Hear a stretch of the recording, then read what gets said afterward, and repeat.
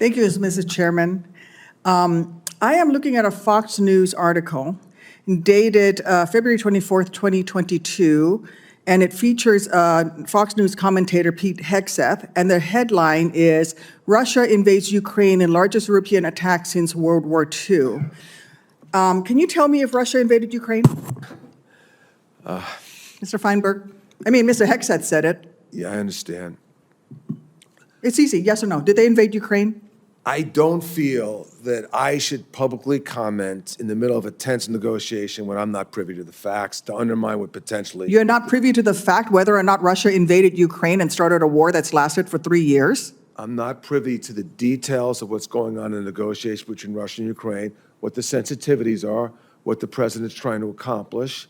So I'd be afraid to speak out of turn and undermine that. I do have confidence that the president is very skillful at this, and he'll find the right way to help the United States. He's the first guy that brought Russia to the table to even begin a conversation, and I think the president is kneeling down to Vladimir Putin. I cannot believe the commander-in-chief of the greatest military on the face of the earth in my lifetime is bowing down to Russia.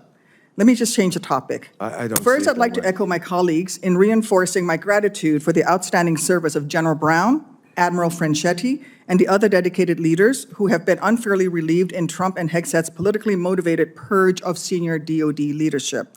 Let me emphasize, this is not normal.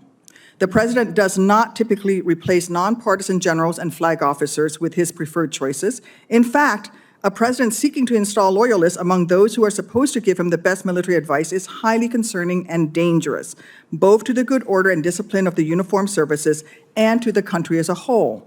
Mr. Feinberg, we had a productive conversation the last time we met, and I actually enjoyed it very much. And I appreciate your frankness during that conversation. And I would like to reiterate my expectations for you should you be confirmed as Deputy Secretary of Defense.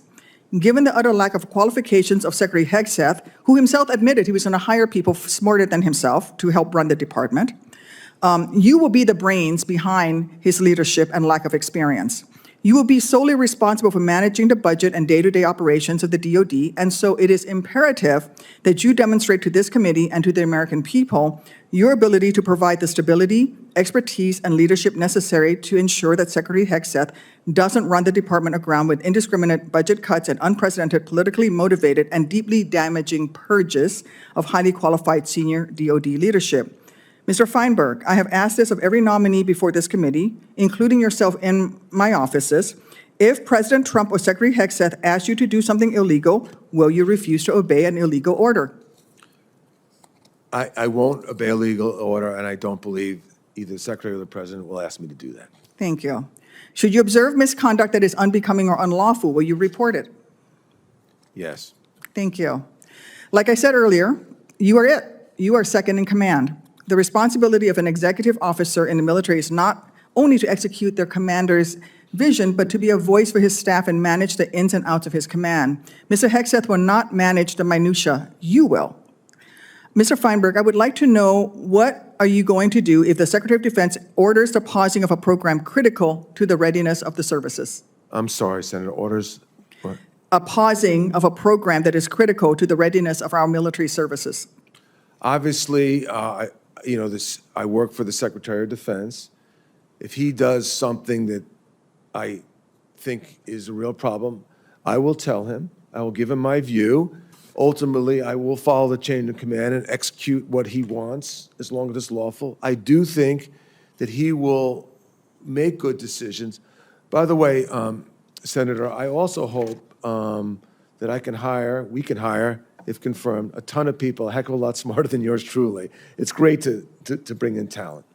It doesn't take a lot to be smarter than our Secretary of Defense and be more qualified, so that's a low bar indeed. Many of our recent nominees have been talking about hypotheticals, but I'm glad that you're talking about some of the decisions that are being made. Mr. Hegseth has already shown a willingness to make some bad decisions. He ordered DoD to hastily propose an 8% across-the-board budget cuts to the budget, while exempting non-mission essential expenses like the DoD's activities on the southwest border. Mr. Feinberg, the DoD isn't a place where we can afford to make mistakes. Are you going to allow an inexperienced team of software company interns to look at our most critical defense programs and make decisions that may impact our national security? Who's going to be at the wheel? I'm sorry, you Are you going said- to let Doge in there and start making cuts? So at DOD, and the Secretary said this, we are responsible for our own people. We are responsible for our actions and policies. DOD is in charge of itself. So no, Doge is not in charge of DOD. We're looking forward to working with Elon Musk. He has great expertise and talent, understanding, his great understanding of so many different things in DOD. He'll provide counsel and advice. We are looking forward to hearing that. But in the end, DOD is accountable to itself, must make its own decisions for its people and its policies, unless, of course, the president says, I want you guys to do this or that, and then, of course, we're going to do it. Unless it's illegal. Yes, ma'am. Thank you.